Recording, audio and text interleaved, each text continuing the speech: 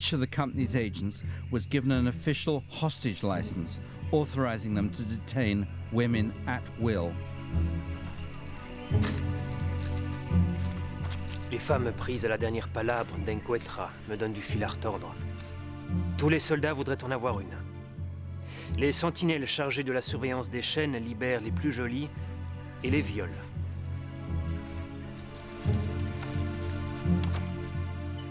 When a missionary asked a chief how many women had been taken hostage, the chief replied, "Count the grains of sand, white man."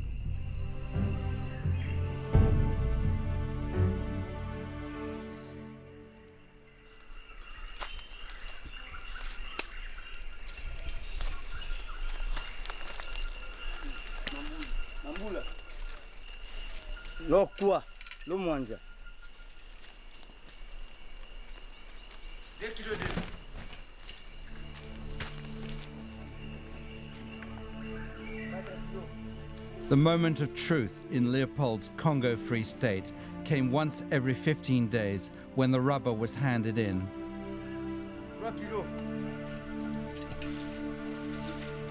The state talked about the rubber harvest and the rubber market, but the reality was completely different. For the collectors, this was when they would either get their wives back or face more punishment, even death, if they had not met their targets.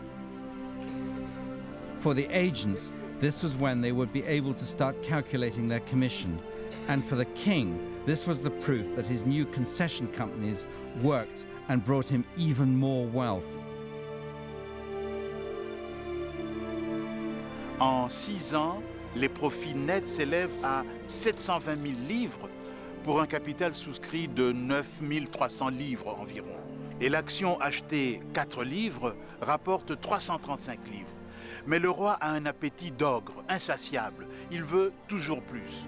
En fait, si le roi devient riche, la Belgique aussi devient riche.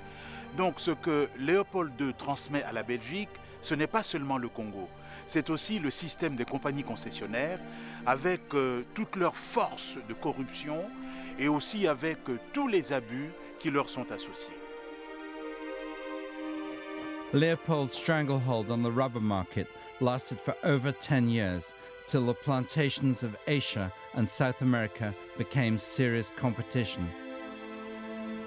The profits all went to Belgium, but how much remains in the hands of the royal family today is still a matter of speculation. Leopold once said about his Congo, "What I do there is done as a Christian duty to the poor Africans, and I do not wish to have 1 franc back of all the money I have expended."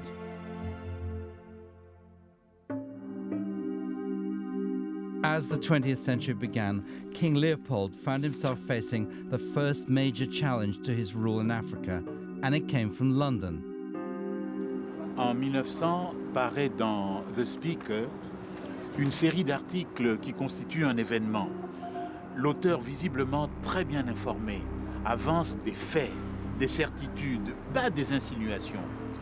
Le coup est très bien joué parce que les articles sont anonymes, ce qui suscite une curiosité générale. Qui est l'auteur? Que veut-il? L'auteur de ces articles, c'est Edmund Dean Morel.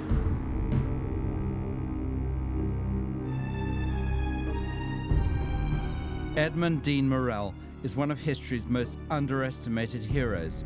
He rose from being a shipping clerk to Leopold's foremost adversary. He didn't have Leopold's royal pedigree, but in everything else, Morel was more than a match for the king. A Liverpool shipping line handled Leopold's rubber cargoes, and Morel got his first job there. But he soon became a leading journalist on West African affairs. Because he's working in the West African trade, he specialises in West African news. So he's somebody who becomes a specialist and expert in West and Central African affairs. And when he becomes chief clerk to the Congo business, he's somebody who does a lot of to and froing between Antwerp and Liverpool, because Antwerp is where a great deal of the Congo trade is unloaded. At Antwerp docks, Morel started unravelling the truth about Leopold's Congo. He described it as stumbling upon a secret society of murderers. Morel est un expert du commerce colonial. Il est le premier à travailler sur les documents officiels de l'État indépendant du Congo et à faire parler ses propres statistiques. Avec lui, la protestation morale contre Léopold II cède la place à l'analyse du système, et une analyse implacable. Puisque l'argent n'entre pas au Congo comme investissement ou comme salaire, une seule chose peut expliquer les quantités de caoutchouc et d'ivoire qui augmentent. Cette chose, le cœur du système léopoldien, c'est le travail forcé. Morel moved to Harden in Wales, left his job at the shipping line, and began a personal campaign against the king. In 6 months, he sent out 15,000 brochures and 3,700 letters. Within a year, Morel had his own newspaper, the West African Mail.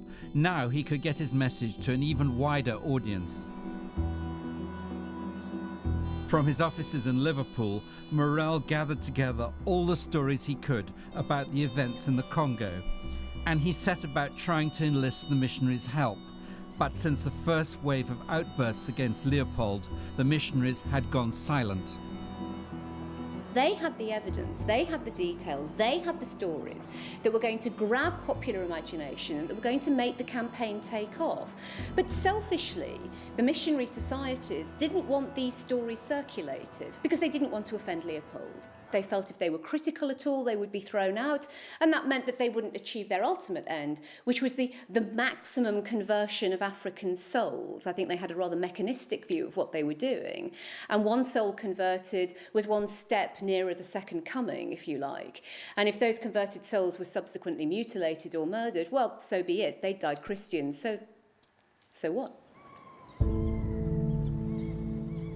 Step by step, Morel persuaded the missionaries to come forward with articles for his West African Mail.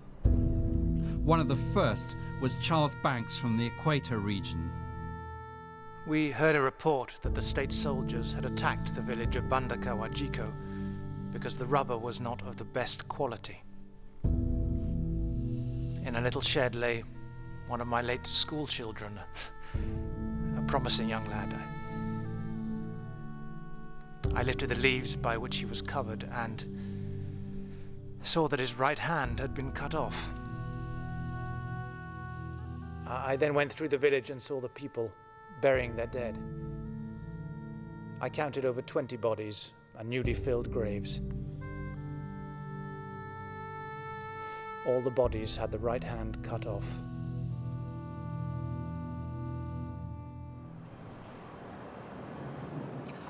Morel recherche l'efficacité. Pour réussir, il a besoin de tout le monde, de toutes les forces morales, spirituelles, matérielles. Alors, peu importe ses propres convictions religieuses, il a besoin des missionnaires, il les gagne à sa cause. Peu importe ses idées sociales, il a besoin des hommes d'affaires, il les rallie à lui. En réunissant tout ce monde autour de lui, il se révèle un très habile tacticien politique.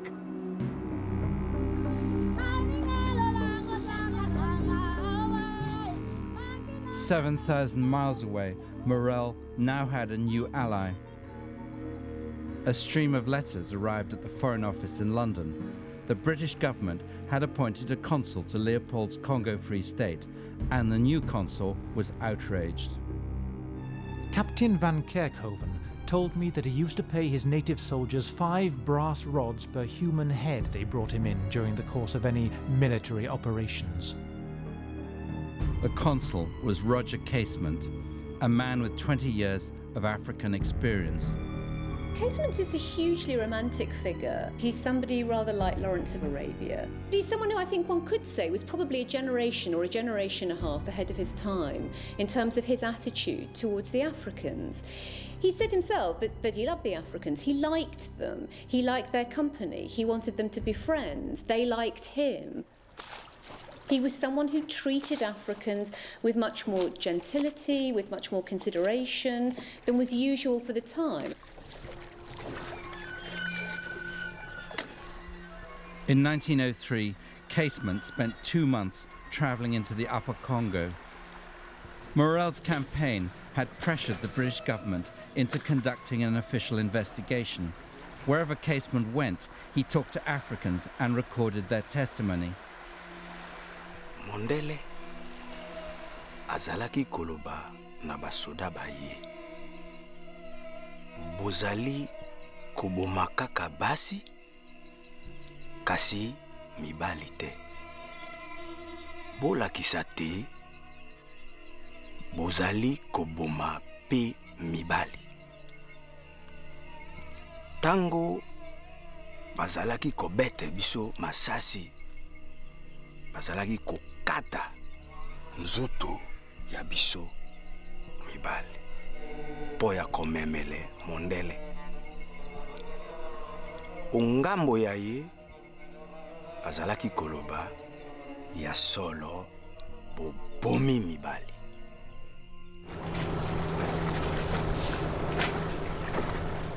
Casement realized, as had Morel, that the missionaries were the key witnesses, and he wanted to persuade them to go public with what they knew.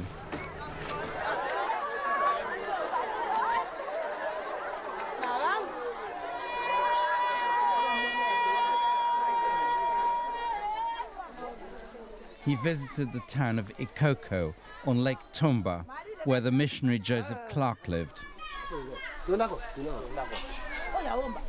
Mokonto sepeli nenge toye kokuta na mboka ya Ikoko. Topesi mbote oyamba biso na kati ya mboka malamu toko tungisa bino mingi te tozaka koleka toza bapaya.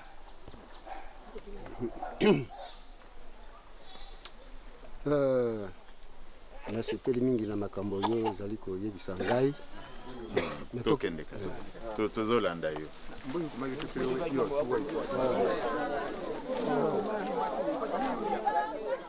Joseph Clark was known to the Africans then and now as Pebi. He had been in the Congo for over 20 years. Clark and his wife supplied evidence and witnesses of the state's atrocities. Casement stayed with them for 17 days. Esika ndako yango ezalaki. Oyo ezaki mire ya ebale. Longwa ti kuna. Mosusu pe libanga longwa ya kuna. Oyo esika Monsieur Clark avandaki. Awo. Tango wana kaunchu kilo jaune. Mais soki okokisi te babomi yo to bakati ya maboko.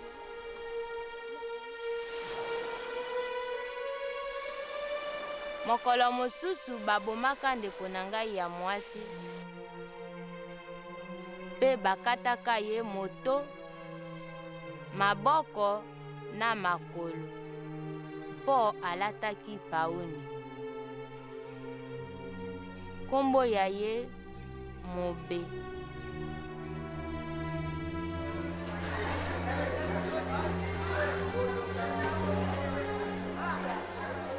The villagers of Ikoko still have to use the same school and church that Joseph Clark built for them 100 years ago.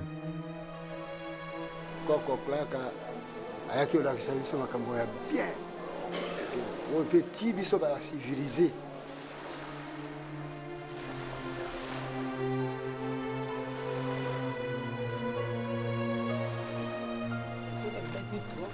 On a beach by Lake Tumba, Casement recorded how a boy had both his hands beaten off by soldiers, while a white officer known as Ikatankoi, the leopard's paw, stood by. The white man, Ikatankoi, was not far off and could see what they were doing. Ikatankoi was drinking palm wine, while the soldiers beat the boy's hands off with their rifle butts against a tree.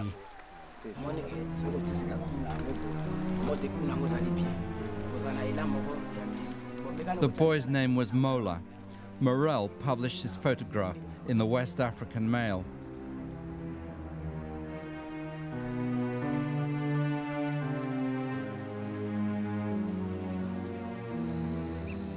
Casement was so horrified by everything that he'd seen that on the day he left for England, he delivered a vitriolic letter to the Governor-General, knowing full well that meant that he would never be allowed to return.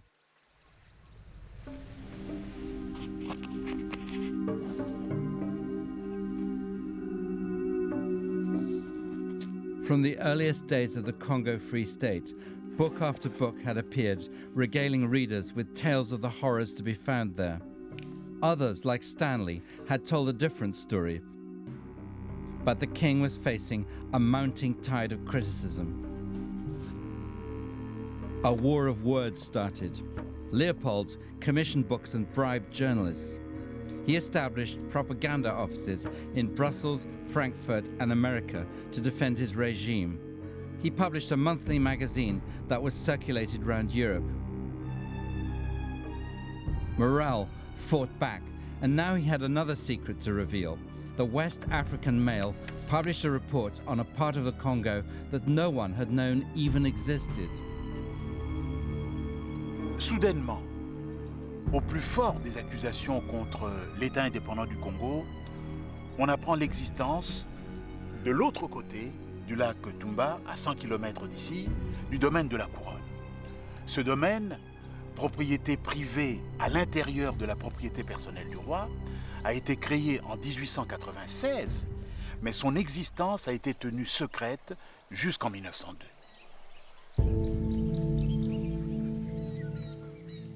The Crown domain, 10 times the size of Belgium, was completely sealed off.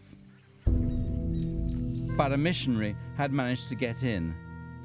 Morel got hold of his journal and published the atrocities committed by Charles Massard, a Belgian officer known to the Africans as Malu Malu. The white man, Malu Malu, I feel ashamed of my colour every time I think of him, would stand at the door of the store to receive the rubber from the poor, trembling wretches. One man bringing in under the proper amount. The white man flies into a rage and, seizing a rifle from one of the guards, shoots him dead on the spot. The men who had tried to run from the country and had been caught were brought to the station and made to stand one behind the other, as an Albini bullet was sent through them. A pity to waste bullets on such wretches.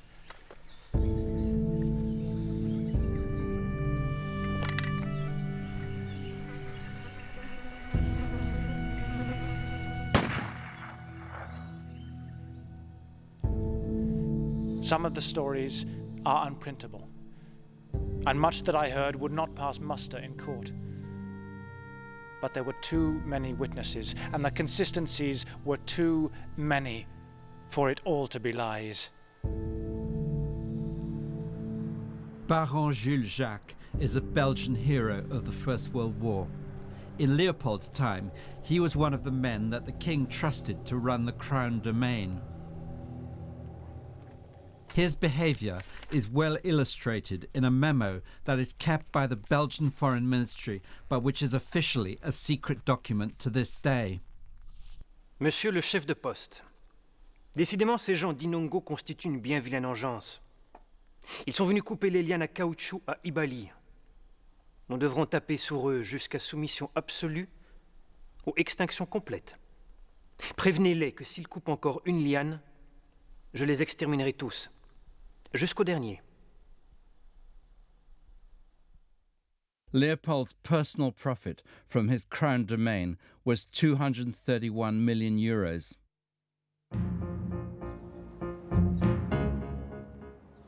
As the movement against Leopold gathered momentum, Morel decided to turn up the pressure. Liverpool became the headquarters of the new Congo Reform Association. Lorsqu'en 1904, Morel fonde l'Association pour la réforme du Congo, il vient de lancer le premier mouvement humanitaire du XXe siècle, dont il va faire d'ailleurs une formidable machine pour soulever l'opinion. C'est lui qui, à partir de Liverpool, va l'étendre sur toute la Grande-Bretagne. C'est grâce à ses efforts que le mouvement va déborder sur le continent européen. C'est encore lui qui va l'implanter aux États-Unis et en faire un mouvement transatlantique. Donc, grâce à Morel, l'Association pour la réforme du Congo devient une gigantesque coalition absolument irrésistible.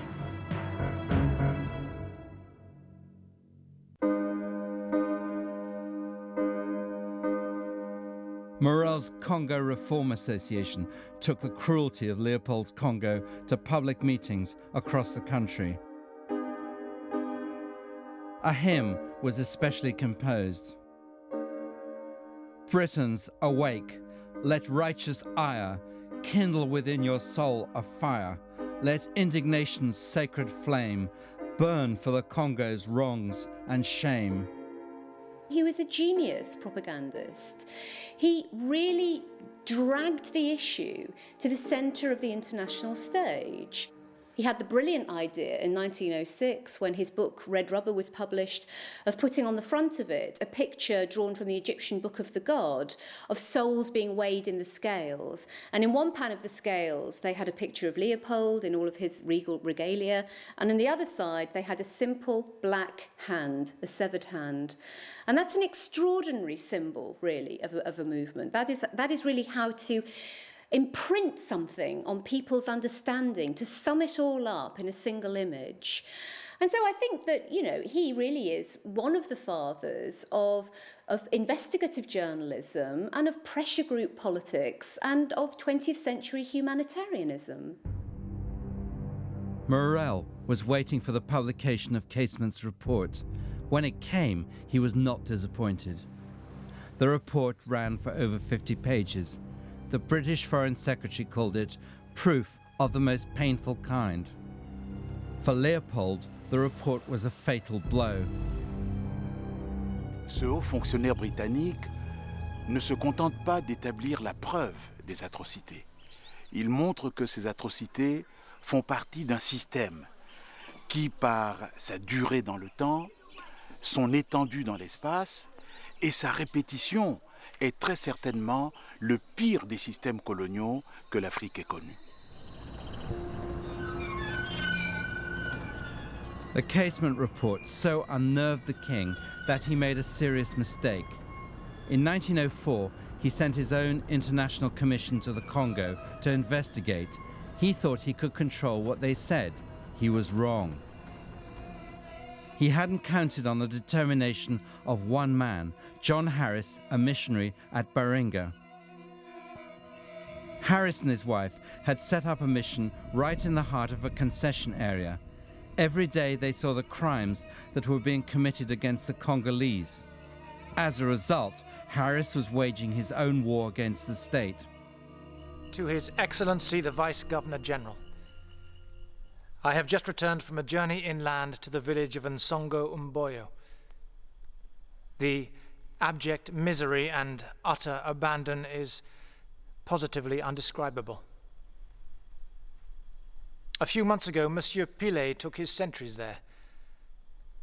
A young woman, Imanega, was tied to a forked tree and chopped in half with a machete, beginning at her left shoulder, chopping through the chest and abdomen and out to the side. It was in this way the sentries punished the woman's husband.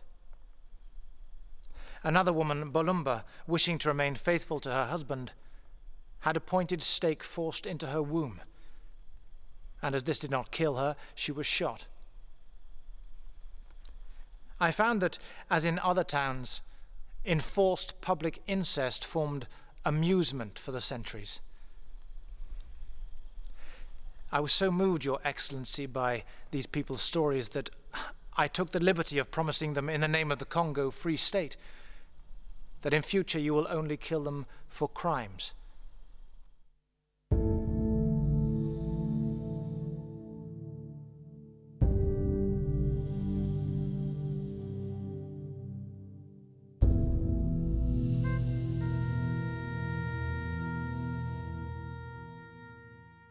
Baringa, then and now, was at the end of the earth.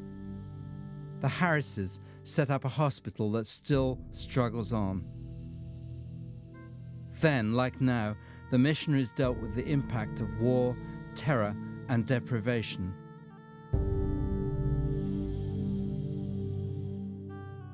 Then, like now, they faced the scourge of sleeping sickness.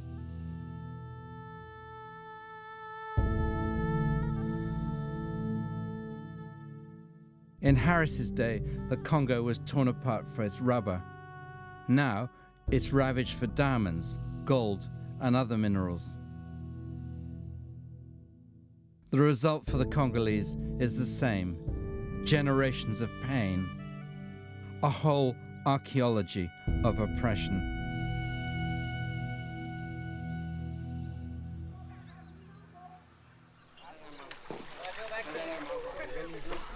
A 100 years ago, 2 steamers came to Baringa. On board were judges, secretaries, state officials, and soldiers.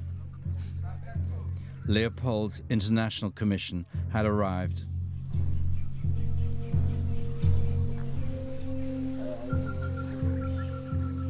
The commission judges had been carefully chosen by the king to ensure that the outcome would be in his favor. But John Harris had gathered a host of Congolese witnesses to testify. As the judges listened to their evidence, Leopold's plans were coming unstuck. The villagers were confirming the truth of Casement and Morel's accusations. And worse still for the king, Harris had made arrangements for the evidence to be published by Morel. Tango tokomaki na mboka Bolima, nkumu ise Kifaso azalaki na kati ya ndako na ye. Babomaki ye na kapita ise Kitoki. Esika moko babomaki pe basi mibale ya ise Kifaso na mwana moko ya moke. Bakataki ye na eteni mibale. Bafungoli pe libumu ya mwasi moko. Totiti mabumu ya mwana oyo tobomaki likolo ya bandako. Totie pe likolo ya banzete ya mike mabumu ya mwana wana. Tango tozongi na Baringa, mundele apengoli basinzili nyonso. Atoni bango po anini babomi bato mosusu te, pe po anini bakangi ata moto te.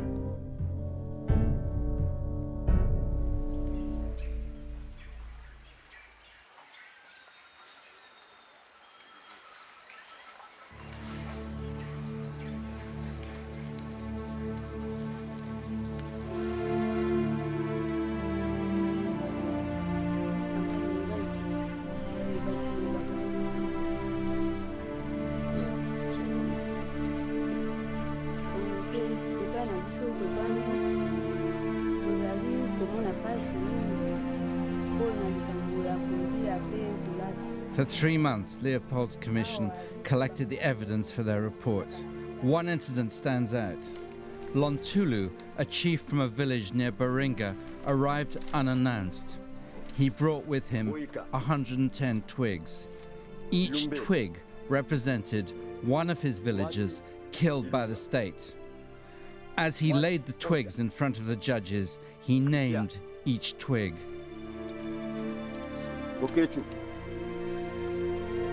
Watu Chef Yembe Kumu Yangi Kumu Mai Kumu Binzo Mwana Kwang. The state never forgave Lontulu, and some weeks later he was tortured to death. But when the commission finally left the Congo, the Governor General committed suicide. He slit his throat with a razor.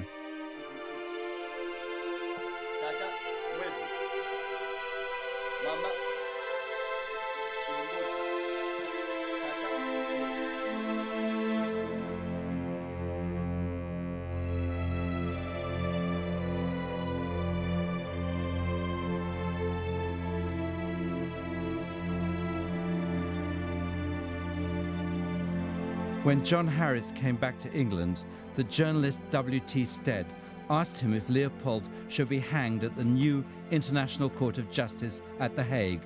Harris replied, I think any international tribunal which had powers of a criminal court would, upon the evidence of the Commission alone, send those responsible to the gallows. Well, the idea of one of the great perpetrators of European colonialism and one of the perpetrators of European colonialism at its most callous and unpleasant being brought before an international court is, I have to admit, not an unattractive one. And I suppose what we're seeing at this time, and of course it's part and parcel of this new imperialism, this crude, heavy-handed, aggressive, violent imperialism, is criticism in the West. One is seeing the development of an international radical movement. And people like Stead and people like Morel are the beginnings of a movement which eventually will produce the League of Nations and the UN. And it would be attractive to think that Leopold could have been an early victim, but unthinkable, I think, at the time.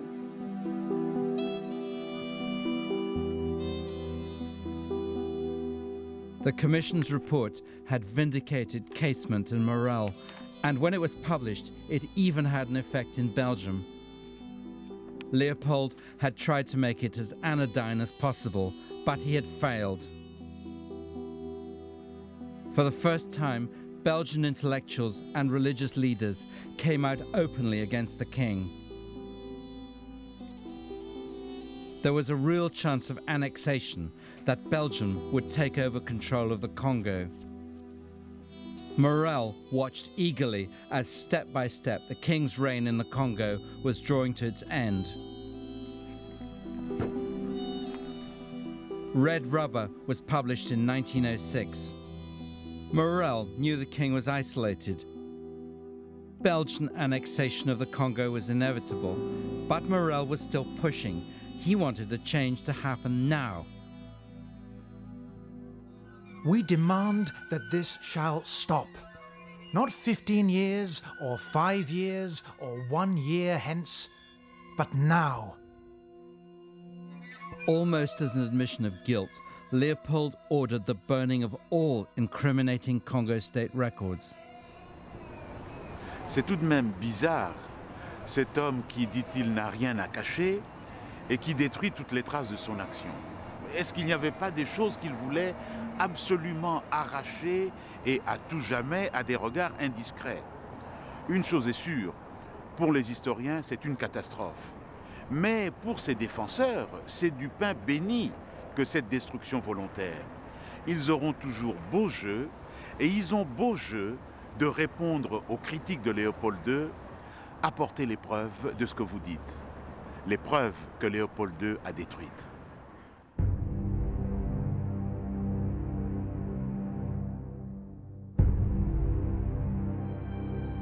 Right to the end, the king insisted that the Congo was his and his alone, but no one was listening anymore.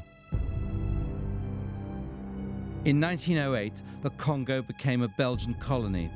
Belgium gave the king 50 million francs as a mark of gratitude. Leopold died the following year. He had asked for a private funeral, but he lost that request too. At the funeral, his cortege was booed as it passed. Leopold, by the end of his reign, had become the most hated man in Europe. It seemed that justice had been done.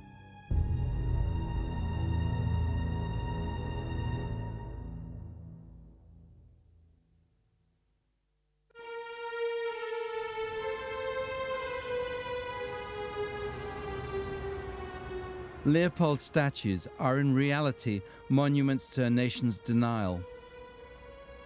Despite being put in place after the king had died in disgrace, he is unashamedly represented as the civilizer and benefactor. C'est remarquable qu'après sa mort, une nouvelle image de Léopold II émerge et avec elle, une histoire entièrement remodelée. Dans cette nouvelle histoire, qui est patriotique, se trouvent mélangées trois choses. Le roi Léopold II, devenu l'objet d'un véritable culte national. La Belgique en tant que nation, soudée derrière son roi. Et le Congo, devenu enfin une colonie de la Belgique.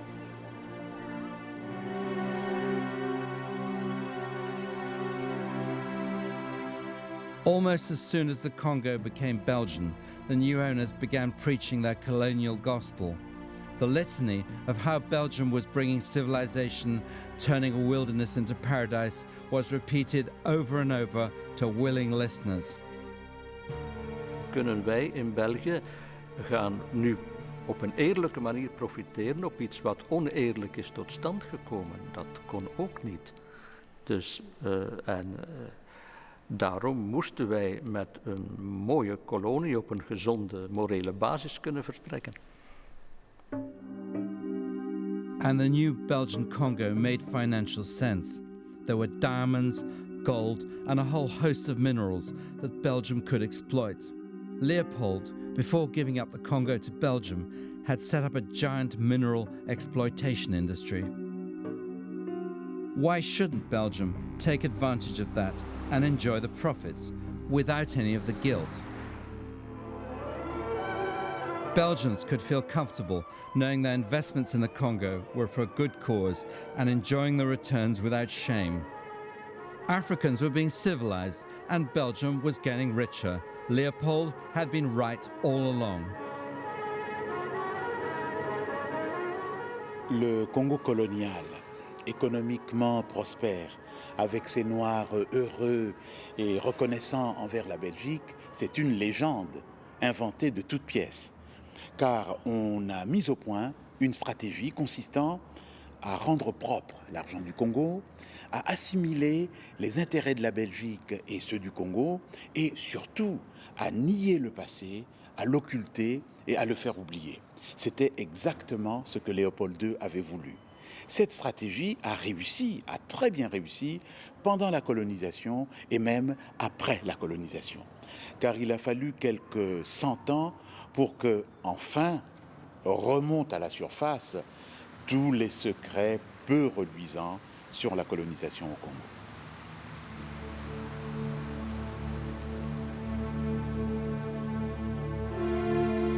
In the years since the Congo Reform Association, Casement and Morel have also sunk into the Congo amnesia. Casement became an Irish nationalist and was executed by the British for plotting with the Germans in the First World War. Morel's pacifist views made him deeply unpopular, and he too was accused of pro-German sympathies. Morel and Casement did both become, in the course of the First World War, associated with Germany. They were seen as tainted figures. And I think that's one reason that actually the quite heroic achievements of the Congo Reform Association have been forgotten. I think the other reason it's been forgotten is that the Congolese themselves have not had the power or the leverage on the international stage in the way that Jews have, in the way that Black Americans have, to push the Congo as one of the world's great holocausts. The bloody history of the Congo has continued. Since 1998, perhaps as many as 4 million people have died there during a civil war. Before that, a cruel dictatorship imposed by the West. Before that, colonization. The UN regularly issues reports on how the country is still being exploited. Yet another homage paid to Leopold in Brussels, this one put up just a few years ago. Leopold would be proud. As far as we know, nowhere in the surviving records of his reign or of his Congo Free State is there ever an admission of guilt or a scintilla of remorse. But who will ever know what was going on in his mind in 1909 as he lay dying? I saw on that ivory face the expression of somber pride, of ruthless power, of craven terror, of an intense and hopeless despair. Did he live his life again in every detail of desire, temptation, and surrender during that supreme moment of complete knowledge? He cried in a whisper at some image, at some vision. He cried out twice, a cry that was no more than a breath. The horror. The horror.